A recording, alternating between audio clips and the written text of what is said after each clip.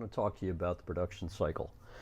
Basically what I'm doing is I'm taking audio tape, translating it through a piece of hardware that makes it into digital, so it goes from analog to digital, and then from here I can reproduce it, send it out into the universe. I've been trying to work out the theory and all of that, so let me talk to you about basically the stages that go on in the production cycle. The first one is we start with the idea or the inspiration, and my inspiration is to try and do this. I've been doing it for about a month now.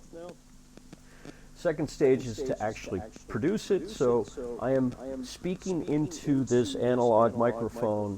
The diaphragm's taking it and creating impulses that go into the electronic tape, goes through a magnetic head, and the magnet then changes the filings inside the tape and records it into its own thing. The theory on that is the minute I, turn this off, this piece of media becomes its own thing. It has an ontological trajectory that's different from my own. Someone could find it decades from now and do something else with it. But basically, that's the idea of the extension and the dynamic of media. When it goes from that, the next step is to get it into the computer, and of course to do that I use this item, which is a analog to digital converter, or an ADC.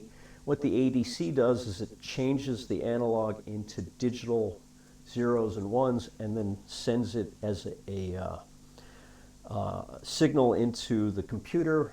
In the Mac, what I do is I open up GarageBand and I let that audio get downloaded and recorded into the system, where it becomes a digital file. Eventually it becomes a WAV or an MP3. Now, in all of this cycle, the last step is I send it out into the universe, and then you, as an audience member, listen to it.